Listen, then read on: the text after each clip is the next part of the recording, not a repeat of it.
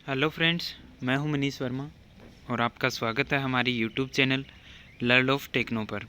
Dear friend, जैसा कि आप सबको पता है, एएलपी टेक्नीशियन की हमारी सीरीज़ है वो कंटिन्यू चल रही है, जिसका वीडियो आपको हर शाम 8 बजे हमारे चैनल पर मिल जाता है। तो अगर आप हमारे चैनल पर न्यू व्यूवर हैं तो हमारे चैनल को सब्सक्राइब करना ना भूलिएगा। वीडियो को एंड तक ज़रूर वॉच कीजिएगा। चलिए क्लास को शुरू करते हैं। आज का हमारा फर्स्ट क्वेश्चन है, हार्डनिंग करते समय हाई कार्बन स्टील का निचला चरम तापमान है वो 723 डिग्री होता है। हार्डनिंग करने के लिए हाई कार्बन स्टील का लोअर क्रिटिकल टेम्परेचर है वो 723 डिग्री रखा जाता है। डियर फ्रेंड, मैं आपको बता दूं कि जो लोअर क्रिटिकल टेम्परेचर होता है वो सभी का 723 डिग्री रखा जाता है। अपर क्रिटिकल टेम्परेचर होता है वो मेटल में या स्टील में कार्बन के प्रतिशत के अकॉर्डिंग अलग अलग रहता है। लेकिन अगर मैं बात करूँ लोअर क्रिटिकल टेम्परेचर की, तो चाहे वो कोई भी स्टील हो, उसमें लोअर क्रिटिकल टेम्परेचर है वो 723 डिग्री ही रहता है। ठीक है, नेक्स्ट है यहाँ पर मेन लाइन से पानी को सप्लाई करने के लिए वाल्वों का प्रयोग किया जाता है। यानी कि मेन लाइन से पानी की सप्लाई, यानी कि मेन लाइन से ब्रांच लाइन निकालते हैं तो वहाँ पर वाल्व लगाए जाते हैं।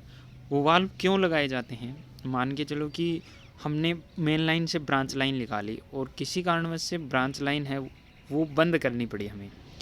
तो अगर हमने ब्रांच लाइन को जहाँ से ओपन किया है वहाँ पर अगर वाल्व नहीं लगाया है तो मेन लाइन को पूरी को बंद करना पड़ेगा, पूरे पानी की सप्लाई को कट करना पड़ेगा। उसके बाद में ब्रांच लाइन को ठीक करेंगे, आफ्टर देन मेन लाइन को चलाया जाएगा।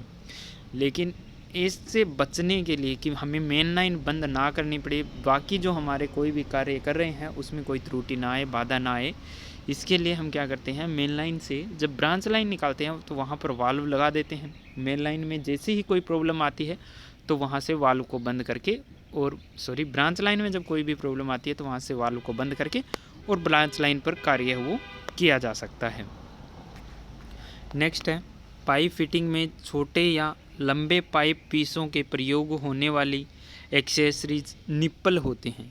यानी कि पाइप फिटिंग जब करते हैं तो दो पाइपों को जोड़ने के लिए या फिर दो या अधिक पाइपों को जोड़ने के लिए वहाँ पर क्या है, निप्पल्स यूज़ करते हैं। हम घरों में भी यूज़ करते हैं, टोटी की जो पाइपलाइन हम घरों में रखते हैं तो रबर वाली पाइप, दो पाइपों को जोड़ने के लिए हम क्या है, निप्पल वहाँ पर यूज़ करते हैं।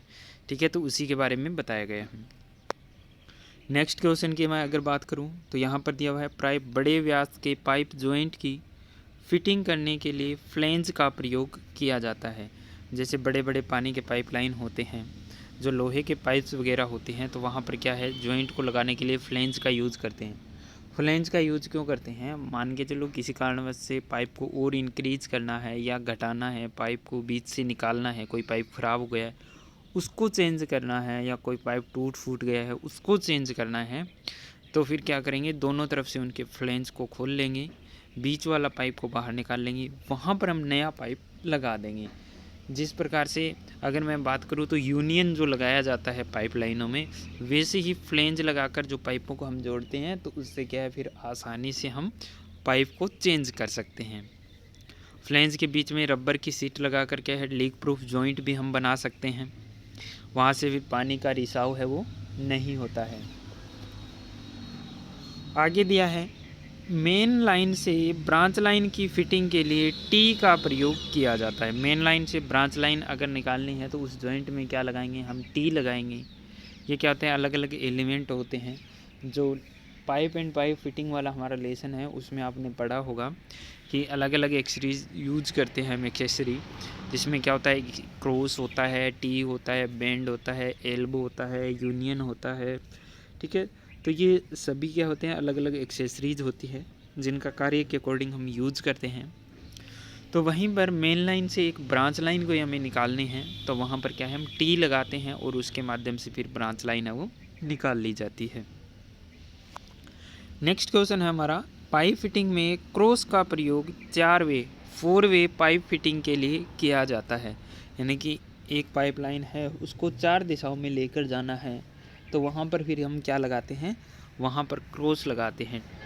ठीक है, जो क्या है 4 दिशाओं में, उससे क्या है पानी जा सकता है, 4 मुंह होते हैं उसके, 4 दिशाओं में पानी वो आसानी से जा सकता है। नेक्स्ट क्वेश्चन यहाँ पर दिया हुआ है, रिड्यूसर का प्रयोग पाइप फिटिंग के विभिन्न व्यास के जॉइंट के लिए लंबाई बढ़ाने के लिए किया जाता है। रिड्यूसर की बात करूं तो मैं लंबाई बढ़ाने के लिए नहीं करते हैं। रिड्यूसर का जो प्रयोग किया जाता है वो किया जाता है अलग अलग व्यास की 2 या अधिक पाइपों को जोड़ने के लिए। ठीक है, अलग अलग व्यास की पाइपें रहेगी, उनके अकॉर्डिंग हम रिड्यूसर लेंगे और अलग अलग व्यास की पाइपों को हम आसानी से इसके माध्यम से जोड़ सकते हैं। ठीक है, तो रिड्यूसर का यूज है वो अलग अलग व्यास की पाइपों को जोड़ने के लिए यूज किया जाता है। नेक्स्ट क्वेश्चन की अगर यहाँ पर बात करें तो नेक्स्ट क्वेश्चन है पाइपलाइन में बिना क्षति के जॉइंट के लिए यूनियन का प्रयोग किया जाता है। जैसे मैंने बताया था फ्लेंज वाला जब ऊपर क्वेश्चन आया था उसमें यूनियन का जिक्र किया था, तो वो यूनियन क्या होती है कि पाइपलाइन को बिना कोई नुकसान के जॉइंट के लिए क्या है यूनियन यूज करते हैं। ठीक है, अगर कहीं पर कोई कट भी लग जाए, अगर उसको सही करना है तो वहाँ पर अब सॉकेट लगाने की बजाय यूनियन लगा सकते हैं। तो इन फ्यूचर अगर उस पाइप को चेंज करना हो तो यूनियन वहाँ से यूनियन में से पाइप को खोल लिया जाता है और वहाँ पर दूसरा पाइप को हम आसानी से लगा सकते हैं। नेक्स्ट क्वेश्चन है पाइप थ्रेड का सममित कोण 55 डिग्री होता है। पाइप थ्रेड कौन सी होती है? BSP British standard pipe thread, जिसका कोण कितना डिग्री होता है? 55 डिग्री होता है। ठीक है, अगर इसकी गहराई की बात करूँ मैं तो 0.64 गुना पिच इसकी थ्रेड की गहराई रखी जाती है। ठीक है, BSP, BSF और BSW तीनों का एंगल होता है वो 55 डिग्री होता है और गहराई इनकी 0.64 गुना पिच रखी जाती है। ठीक है, पाइप एंड पाइप फिटिंग वाला लेसन है वो वेरी मोस्ट इम्पोर्टेंट लेसन है डियर फ्रेंड। हर एग्ज़ाम में आपको इसके क्वेश्चन है वो देखने के लिए मिलते हैं। अगर पीछे की मैं DRDO की बात करूं, जो DRDO STA वाला जो हुआ था, टेक्नीशियन वाला जो हुआ था, उसमें पाइप एंड पाइप फिटिंग से काफ़ी क्वेश्चन आए थे। ठीक है, आगे है वन लाइनर क्वेश्चन ही आगे, तो इनमें देखते हैं फर्स्ट क्वेश्चन में क्या दिया हुआ है। नाजुक, हल्के और छोटे प्रकार के कार्यों पर प्रयोग की जाने वाली फाइल का नाम। नाजुक यानी कि सॉफ्ट कोई चीज़ है, हल्की है, छोटी है, इस प्रकार के कार्यों में प्रयोग हम कौन सी फाइल यूज करते हैं? तो नीडल फाइल है उसका यूज हम करते हैं। ठीक है, नीडल फाइल का यूज है वो छोटे वर्क, फाइन वर्क और हल्के कार्यों के लिए किया जाता है। नेक्स्ट क्वेश्चन है यहाँ पर, इसमें दिया हुआ है IS के अनुसार इंस्पेक्शन करने के लिए किस ग्रेड की स्लिप गेजों का चुनाव है वो किया जाता है। ठीक है, तो मैंने आपको बताया था एक होता है रेफरेंस, कैलिब्रेशन, इंस्पेक्शन और वर्कशॉप। कौन सा होता है? रेफरेंस, कैलिब्रेशन, इंस्पेक्शन और वर्कशॉप गेज होते हैं। तो वहीं पर इंस्पेक्शन गेज पूछा गया है, तो ये किस ग्रेड के अकॉर्डिंग होता है? तो इंस्पेक्शन जो गेज आता है वो ग्रेड 1 के अकॉर्डिंग आता है। ग्रेड 2 में कौन सा आएगा? वर्कशॉप सरफेस गेज आता है, स्लिप गेज आता है। नेक्स्ट है यहाँ पर थर्ड नंबर का क्वेश्चन और इसमें दिया हुआ है एक होल जिसका साइज 20 है को बोरिंग द्वारा फिनिश करना है। इसके लिमिट में बनाने के लिए चेक करने के लिए किस इंस्ट्रूमेंट का प्रयोग करना चाहिए? यानी कि एक होल है जिसका साइज 20 मिलीमीटर है, वो निर्धारित है, बोरिंग के द्वारा इसको फिनिश करना है, बोरिंग टूल के द्वारा। ठीक है, और इसकी लिमिट को चेक करने के लिए हम कौन सा गेज यूज करेंगे?